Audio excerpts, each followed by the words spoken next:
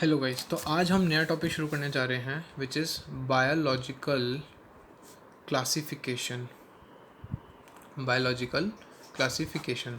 देखिए, अब होता क्या है, अब हमने पिछले चैप्टर में हमने बात की, हमने अलग अलग ऑर्गेनिजम्स के बारे में बात की, हमने बोला कि उनके नेम्स हमने दिए हैं खूब सारे, ठीक है ना। अब उनके हमने साइंटिफिक नेम दे दिए, हमने सब बताया किस तरीके से हम उनके नेमिंग करते हैं, नोमेनक्लेचर करते हैं सब। लेकिन अब बात आती है क्लासिफिकेशन की, तो अब हमें उनका क्लासिफिकेशन करना है क्योंकि इतने वैरायटी ऑफ ऑर्गेनिजम्स हैं और इतने सारे हैं कि हमें उनका क्लासिफिकेशन करना पड़ेगा, ठीक है। तो अब अगर मैं बात करूं तो होता क्या है, अब इनिशियली ये ऐसा है नहीं कि आज से शुरू हुआ था। ये जो क्लासिफिकेशन का प्रोसीजर है बहुत पहले से चला आ रहा है। तो इनिशियली जो क्लासिफिकेशन होते थे that were not scientific.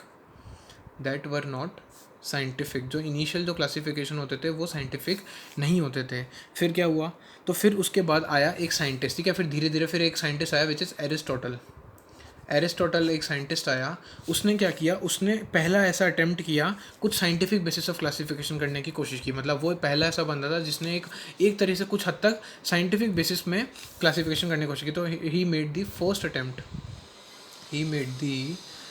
Attempt for a scientific classification, ठीक है। उसने साइंटिफिक क्लासिफिकेशन के लिए पहला अटेम्प्ट किया, ठीक है। अब क्या था उसका अटेम्प्ट, क्या था उसका अटेम्प्ट, ये था कि उसने क्या यूज़ किया, उसने ही यूज सिंपल मॉर्फोलॉजिकल कैरेक्टर्स, ठीक है। सिंपल मॉर्फोलॉजिकल कैरेक्टर्स उसने यूज़ किए। जैसे कि देखिए, मैं आपको बता चुका हूँ, मॉर्फोलॉजिकल मतलब वो कैरेक्टर्स जो आपको बाहर से देख सकते, आपको दिखने को मिल जाए। मतलब अगर एक प्लांट को देखता हूँ तो बाहर से मुझे जो उसके बारे में दिखेगा कि उसका कलर क्या है, उसकी लीव्स किस शेप की है, फ्लावर कैसे उग रहे हैं, कलर क्या है उस चीज़ का, तो वो सारी चीज़ें मॉर्फोलॉजी में आती है। और एनाटमी का मतलब होता है जो उसकी इंटरनल स्ट्रक्चर होता है पूरा, ठीक है, जो हम ऐसा बाहर से नहीं देख सकते हैं, ठीक है। तो उसने मॉर्फोलॉजिकल कैरेक्टर्स यूज़ किए किसके लिए, टू क्लासीफाई प्लांट्स। अब प्लांट्स को उसने कैसे क्लासीफाई किया, उसने प्लांट्स को 3 कैटेगरी में क्लासीफाई किया। पहले तो कौन से, ट्रीज़, ठीक है। फिर आता है हर्ब्स एंड श्रब्स। आप लोगों ने बचपन में पढ़े होंगे हर्ब्स, श्रब्स, ट्रीज़। ये इसमें उसने क्लासीफाई किया कि उसने जितने भी प्लांट्स थे पूरे दुनिया में, जितने भी प्लांट्स थे उन सबको उसने 3 कैटेगरी में डिवाइड कर दिया। और एनिमल्स के साथ उसने क्या किया, एनिमल्स को उसने डिवाइड किया 2 कैटेगरी में। कैसे, those which have red blood cell, which have red blood, जिनके अंदर जो खून है वो लाल है, which have red blood, and those which do not. तो उसने इस तरीके से, ठीक है, उसने एनिमल्स और प्लांट्स को, ठीक है, ऐसे इस तरीके से क्लासीफाई किया। तो ये सही नहीं था, डेफिनेटली ये बहुत गलत क्लासिफिकेशन था, लेकिन ये पहली अप्रोच थी जो साइंटिफिक क्लासिफिकेशन है उसकी, और ये पहली अप्रोच थी, इसलिए ये आज भी हम लोग पढ़ते हैं और थोड़ा सा कंसिडर कर लेते हैं। अब आता है फिर अगला किसने दिया, लिनेयस। मैंने आप लोग को बताया था कैरोलस लिनेयस, जिसने कि बायनॉमियल नोमेनक्लेचर दिया था। उसी ने सबसे पहला 2 किंगडम सिस्टम क्लासिफिकेशन दिया। उसने क्या दिया, फिर एरिस्टोटल के बाद लिनेयस आया, उसने क्या दिया, 2 किंगडम सिस्टम क्लासिफिकेशन। अभी 2 किंगडम का क्या क्लासिफिकेशन है, ठीक है, 2 किंगडम सिस्टम ऑफ क्लासिफिकेशन। अब 2 किंगडम का क्या मतलब हुआ, मतलब उसने जितने भी ऑर्गेनिजम्स थे, ठीक है ना, उसने उनको 2 पार्ट में, 2 किंगडम में अलग अलग डिवाइड कर दिया। पहला किंगडम कौन सा, Plantae, and second kingdom is animalia. तो उसने अल्टीमेटली 2 किंगडम में सारे ऑर्गेनिजम्स को क्लासीफाई कर दिया, ठीक है ना। अब लेकिन उसने जो है उसका ये जो सिस्टम है ये काफ़ी ज़्यादा मतलब अच्छा बिल्कुल भी नहीं था, ठीक है। साइंटिफिक बेसिस पे अगर बात करें तो ठीक है, उसने प्लांटे और एनिमेलिया में कन्वर्ट किया, ठीक है, 2 किंगडम दिए। लेकिन अब इसमें फॉल्ट क्या थी, उसमें फॉल्ट ये थी कि देखिए इस सिस्टम से आप यूकैरियोट्स, ठीक है, जो यूकैरियोट्स हैं एंड जो प्रोकैरियोट्स हैं, ठीक है ना, इट कैन नॉट डिस्टिंग्विश। देखिए अब मैं थोड़ा सा इसके ड्रॉबैक्स बता रहा हूँ, ठीक है। अगर क्वेश्चन आ जाए कि what are the drawbacks of Linnaeus classification, तो ये आएगा, it can not distinguish eukaryotes and prokaryotes. कौन से यूकैरियोट्स है कौन से प्रोकैरियोट्स है वो उसने डिस्टिंग्विश नहीं किया। उसने तो सारे प्लांट जैसे दिखने वाले एक तरफ और एनिमल जैसे दिखने वाले एक तरफ। लेकिन इसके अलावा भी उसने क्या किया, अब यूनिसेलुलर एंड मल्टी सेलुलर उसका भी ख्याल नहीं रखा, ठीक है। उसने उनको भी डिस्टिंग्विश नहीं किया। मतलब ऐसा हुआ कि प्लांटे में यूनिसेलुलर भी थे, मल्टी सेलुलर भी थे, तो उनको अलग नहीं रख पाया वो।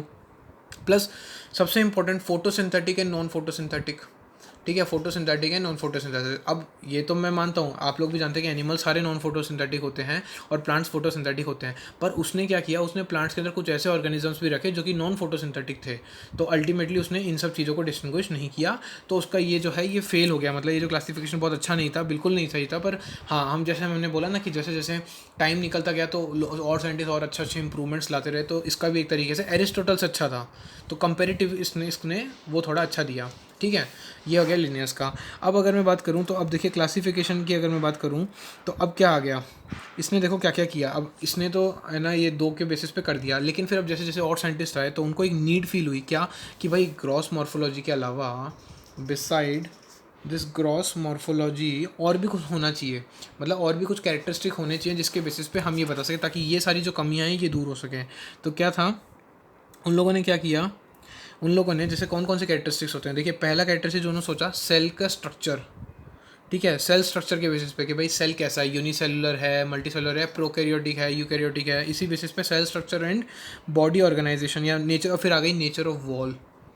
ठीक है, लोगों ने ये जो साइंटिस्ट हैं उन्होंने सोचा कि ये सब चीज़ें भी होनी चाहिए, जैसे सेल का स्ट्रक्चर पता होना चाहिए, अलग अलग होना चाहिए, जैसे यूकैरियोट्स को अलग रखो, प्रोकैरियोट्स को अलग रखो। नेचर ऑफ वॉल मतलब ये ना किसकी सेल वॉल किस में किस चीज़ से बनी है, तो किसी में मान लो सेल वॉल है, किसी में नहीं है। जैसे अगर मैं बात करूँ तो एनिमल्स में सेल वॉल नहीं होती, प्लांट्स में सेल वॉल होती है। तो इस तरीके से अलग अलग में, प्लांट्स में भी कुछ में होती है, कुछ में नहीं होती, कुछ में अलग तरह की होती है। तो वो सब चीज़ों के बारे में सोचना पड़ा इन लोगों को। इसके अलावा mode of nutrition, obviously herbivores है कि कार्निवोर्स है, ठीक है ना, या फिर फोटोसिंथेटिक है कि नॉन फोटोसिंथेटिक है, इस सब बेसिस के ऊपर क्लासिफिकेशन करना था। इसके अलावा हैबिटेट कि कहाँ रहता है, ठीक है, मान लीजिए कुछ बोल सकते हैं अपन डेजर्ट में रहते हैं, कुछ मैं बोल रहा हूँ लेना हिमालयंस पे जो माउंटेन्स पे रहते हैं, स्नोई माउंटेन्स पे, तो उन सब के बेसिस पे ऐसे नीड फील हुई। ठीक है, बिसाइड ग्रॉस मॉर्फोलॉजी, ठीक है ना, scientist felt a need, scientist felt a need to classify the organisms on these basis। ठीक है, उनको साइंटिस्ट को क्या लगा कि इन सब चीज़ें भी होनी चाहिए। इसके अलावा हैबिटेट के अलावा मेथड्स ऑफ रिप्रोडक्शन सबसे इंपॉर्टेंट, कि ना किस तरीके से एसेक्सुअल रिप्रोडक्शन करते हैं कि सेक्सुअल रिप्रोडक्शन करते हैं ऑर्गेनिज्म, तो कौन से बेसिस पे, प्लस एक फाइलोजेनेटिक रिलेशनशिप। मैंने पिछली बार बताया था सिस्टमेटिक्स में, मैंने बताया था फाइलोजेनेटिक रिलेशनशिप मतलब कि ये जो ऑर्गेनिज्म है इसका जो है कहाँ से ये ओरिजिन हुआ है, जैसे डायनासोर कहाँ से ओरिजिन है, ह्यूमंस कहाँ से ओरिजिन है, तो ये सब चीज़ें जानने के लिए उनको ये सब चीज़ों की भी रिक्वायरमेंट थी कि इन सब के बेसिस पे मिला के एक क्लासिफिकेशन करें। तो कई साइंटिस्ट ने कोशिश की, फिर एक साइंटिस्ट आया R.H. विटेकर, नाम था उसका R.H. विटेकर। 1969 में उसने दिया एक क्लासिफिकेशन दिया विच वॉज 5 किंगडम क्लासिफिकेशन। हम यही क्लासिफिकेशन पढ़ते हैं और यही हम पढ़ेंगे इस चैप्टर में, 5 किंगडम क्लासिफिकेशन। उसके ये जो क्लासिफिकेशन दिया यही आज तक चला आ रहा है। ठीक है ना, 5 किंगडम क्लासिफिकेशन में था क्या, ठीक है, उसने क्या किया, उसने 5 अलग अलग किंगडम में क्लासीफाई किया। जैसे इसमें तो प्लांट और एनिमल, लिनियर्स ने क्या किया था, प्लांटे एंड एनिमलिया। इसने देखिए कौन कौन से किए, पहला था इसका मोनेरा, दूसरा था प्रोटिस्टा, ठीक है, तीसरा था इसका फंगाई, चौथा था इसका Plantae and fifth was the animalia. मतलब इसने भी 5 किए थे, 5 में से 2 तो इसने कॉमन रखे, जो लिनियस वाले हैं वो तो इसने रखे, इसके अलावा उसने कुछ और ऐड कर दी, क्योंकि ये सारी जो जो ना के वो थे अल्टीमेटली डिसएडवांटेजेस कह सकते हो, या जो डीमेरिट्स जो थे लिनियस के, वो सारे इसने यहाँ पे सही करने के लिए 5 किंगडम ऑफ क्लासिफिकेशन इसने यूज़ किया। अब देखिए इसने क्या क्या क्राइटेरिया यूज़ किए, जैसे कि मैंने क्या बोला, लिनियस ने क्या किया था, लिनियस ने अल्टीमेटली मॉर्फोलॉजी यूज़ की कि भाई जो प्लांट को अलग एनिमेलिया को अलग, एरिस्टोटल ने भी प्लांट की मॉर्फोलॉजी यूज़ की, ठीक है ना।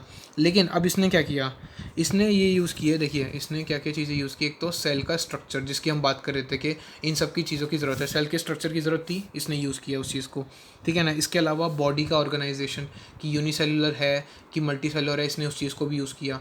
सेल स्ट्रक्चर का क्या मतलब हो गया कि है ना प्रोकैरियोटिक है कि यूकैरियोटिक है, ठीक है। बॉडी का ऑर्गेनाइजेशन मतलब कि यूनिसेलुलर है या मल्टी सेलुलर है, तो इस तरीके से ये आ गया। इसके बाद इसने क्या यूज़ किया, इसके अलावा इसने यूज़ किया मोड ऑफ न्यूट्रिशन, क्या है ना फोटोसिंथेटिक है कि नहीं है, ठीक है, तो मोड ऑफ न्यूट्रिशन यूज़ किया। और क्या यूज़ किया इसने मोड ऑफ न्यूट्रिशन के अलावा, इसने यूज़ किया रिप्रोडक्शन, ठीक है, कि रिप्रोडक्शन किस तरीके से होता है, एसेक्सुअल है कि सेक्सुअल है। एंड लास्ट में उसने यूज़ किया फाइलोजेनेटिक रिलेशनशिप। तो मतलब कि जो जो चीज़ें यहाँ पे हम सोच रहे थे कि साइंटिस्ट को ज़रूरत थी, उसने उसमें से मैक्सिमम सब कुछ उसने कवर कर लिया। उसने देखिए रिप्रोडक्शन कवर किया, फाइलोजेनेटिक रिलेशनशिप कवर किया, सेल का स्ट्रक्चर कवर किया, मोड ऑफ न्यूट्रिशन कवर किया, नेचर ऑफ वॉल भी अल्टीमेटली बॉडी ऑर्गेनाइजेशन के हिसाब से आ गया। अब इन सब की चीज़ों के बारे में एनसीईआरटी ने टेबल दे रखी है, जिसको मैं नेक्स्ट लेक्चर में एक्सप्लेन करूँगा, क्योंकि इस लेक्चर में हो नहीं पाएगा, ठीक है। वो टेबल मैं नेक्स्ट लेक्चर में अच्छे से एक्सप्लेन करूँगा। उसमें 5 किंगडम को अलग अलग तरीके से बताया है इन सारे स्ट्रक्चर्स के बेसिस पे, वो सारी चीज़ों की मैं बात करूँगा। फिलहाल मैं बात करना चाहूँगा, देखिए अब जैसे क्या होता है, मैं इसी से रिलेट करते जाऊँगा। जैसे कि अगर मान लीजिए क्या हुआ था जब लिनियर्स ने क्लासिफिकेशन किया था, तो उसने क्या किया था, जैसे बैक्टीरिया हो गए, ठीक है, ब्लू ग्रीन एल्गा हो गए, ये सब ऑर्गेनिजम्स अलग अलग ऑर्गेनिजम्स के नाम हैं। बैक्टीरिया हो गए, ब्लू ग्रीन एल्गे हो गया, ठीक है, फंगाई हो गए, मॉसेस हो गए, ठीक है, फिर फर्न्स हो गए, ठीक है, जिम्नोस्पर्म्स हो गए, ठीक है, जिम्नोस्पर्म्स, ये सब की हम प्लांट किंगडम जब पढ़ेंगे तो हम इन सारे ऑर्गेनिजम्स का नाम लेंगे। एंड जिसमें अल्टीमेटली उसने क्या किया, इन सभी लोगों को कहाँ किस में रख दिया, प्लांटे किंगडम में। हम मैंने बोलता उन लोगों ने उसने दो ही किंगडम बनाए थे, तो उसने इन सभी को प्लांटे किंगडम में रख दिया था। लेकिन ऐसा नहीं था। अब ये देखिए, बैक्टीरिया को हम जानते हैं ये कोई प्लांट तो नहीं है, ठीक है, ब्लू ग्रीन एल का भी कोई ऐसे प्लांट नहीं है। तो ये सब चीज़ें उसकी बहुत गलत थी, ठीक है ना। उसने क्या कैरेक्टरिस्टिक यूज़ किया, लेकिन अब उसने कुछ तो सोच के किया था ना। उसने क्या किया कि इन सभी के पास सेल वॉल है। उसने ये सोचा कि इन सभी के पास सेल वॉल है, इसलिए इन सबको प्लांट में डाल देते हैं, क्योंकि ये तो कंफर्म मैंने आपको बता दिया, प्लांट में सेल वॉल होती है, एनिमल में नहीं होती है। तो उसने इन सब में सेल वॉल देख के इन सबको प्लांट्स में डाल दिया था। किसने, लिनेयस ने, ठीक है ना। और इसने इसका मतलब क्या किया, बैक्टीरिया प्रोकैरियोटिक था, उसने यूकैरियोटिक के साथ उसको डाल दिया गया, ठीक है ना।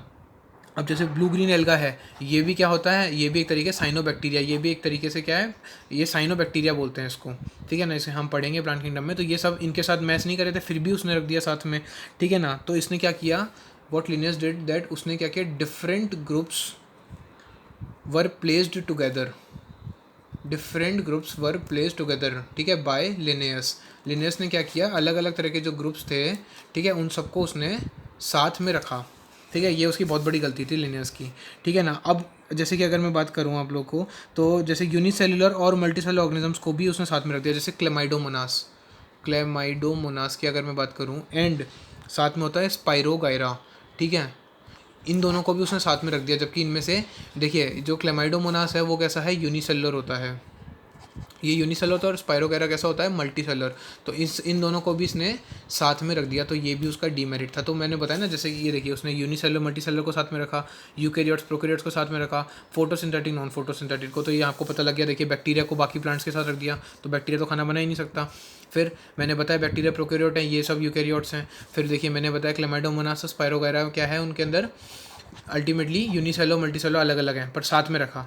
तो ये जो थे लिनियस के जो फॉल्ट्स थे, वो यहाँ पे मैंने डिस्क्राइब कर दिए हैं कि क्या क्या उसने गलतियाँ की थी। तो अब विटेकर ने जो क्लासिफिकेशन किया, उसमें उसने इन सब चीज़ों को सही करने की कोशिश की। तो देखिए विटेकर ने क्या किया, विटेकर ने ऐसा किया कि देखिए, अब जो फंगाई है ना, फंगाई कैसे होते हैं, हिट्रोजीनस होते हैं, ठीक है ना, हिट्रोट्रॉफिक होता है, मीन ये अपना खाना खुद नहीं बनाते। उसने क्या किया था, लिनियस ने फंगाई को भी प्लांट्स के साथ डाल दिया था। तो फंगाई के अंदर अब प्लस फंगाई की जो सेल वॉल है भाई, एंड जो लिनियस है उसने क्या किया, सेल वॉल के बेसिस पे क्लासीफाई किया था। फंगाई की सेल वॉल किससे बनी होती है, इसकी सेल वॉल बनी होती है काइटिन से, काइटिन की बनी होती है। जबकि प्लांट्स की जो सेल वॉल होती है that is made up of cellulose. तो ये भी गड़बड़ थी। भले ही लिनियस ने ये सही देखा कि दोनों में सेल वॉल है, पर दोनों की सेल वॉल का कंपोजिशन तो अलग है। ये फंगाई की सेल वॉल बनती है काइटिन से, प्लांट्स की सेल वॉल बनती है सेल्यूलोज से।